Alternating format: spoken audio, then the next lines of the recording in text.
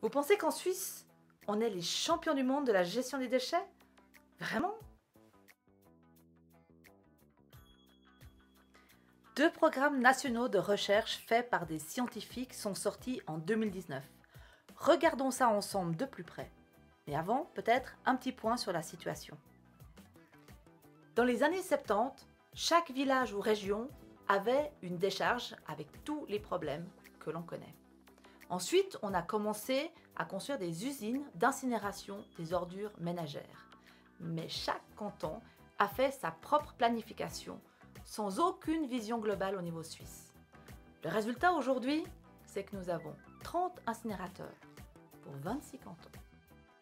Un rapport du Conseil fédéral montre une capacité d'incinération totale en Suisse de 4 millions de tonnes de déchets, alors qu'on n'en brûle que 3,5 millions de tonnes.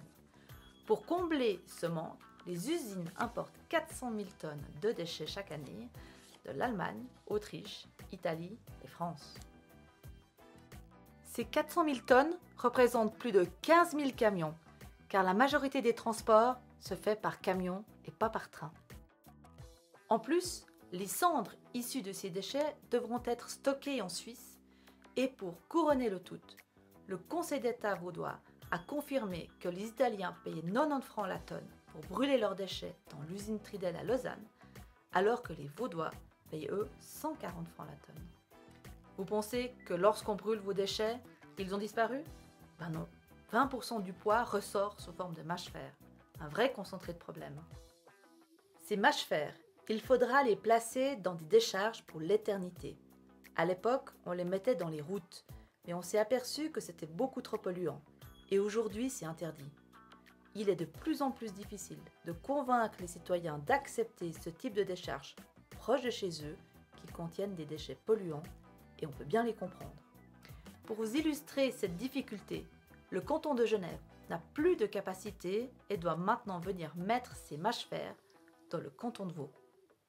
À Hinwil, dans le canton de Zurich, une usine extrait des mâches-fer les matériaux valorisables comme le fer ou l'argent.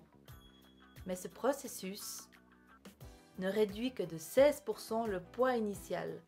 Donc finalement, plus de 80% du poids des mâches-fer terminera quand même dans une décharge. L'autre problème de l'incinération des déchets, c'est la production de dioxine, une substance cancérigène qui est en partie filtrée. Mais qu'est-ce qu'on fait de ces filtres?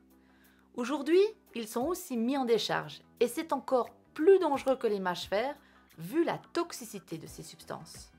En résumé, brûler nos déchets dans des usines d'incinération des ordures ménagères, c'est ni écologique ni économique. Maintenant que je vous ai fait le point sur la situation actuelle, revenons aux conclusions des scientifiques. Ces études nous montrent deux choses. Tout d'abord, il y a trop de biodéchets qui finissent dans les incinérateurs, ce qui donne peu d'énergie. Chez vous à la maison, vous n'auriez pas l'idée de mettre vos restes de pâtes dans votre cheminée. Et vous avez bien raison. Il est évident que ces biodéchets seraient bien mieux utilisés pour produire du compost ou du biogaz. Concernant les plastiques, ils n'ont rien à faire dans un incinérateur des ordures ménagères. Il faut soit les recycler, soit les utiliser pour remplacer le pétrole ou le charbon dans les cimenteries. Concernant l'aspect économique, les études ont montré que le recyclage était rentable, contrairement à brûler nos déchets dans des usines d'incinération des ordures ménagères. Alors, comment améliorer le bilan écologique et économique de nos déchets? Évidemment, le déchet le plus écologique est celui qui n'est pas produit. On doit arrêter d'utiliser les objets à usage unique. Ensuite, il faut absolument augmenter le recyclage des plastiques. Les communes doivent mettre à disposition des solutions pour séparer les plastiques. Et puis, arrêtons de jeter nos restes alimentaires dans la poubelle. S'il vous plaît, les communes doivent améliorer les possibilités de collecte. Mais il existe aussi des solutions individuelles, comme le compost dans votre jardin ou un lombricompost, si vous êtes en appartement. D'ailleurs, chez moi, j'ai 3 chats et une centaine de vers de terre. Si on doit brûler quelque chose, il est bien préférable de le brûler dans les cimenteries plutôt que dans des incinérateurs. Ainsi, on va remplacer le charbon et le pétrole par nos déchets et éviter de cette manière les émissions de CO2 des énergies fossiles. De plus, nous n'aurons pas de production de dioxine et les cendres vont directement dans le ciment.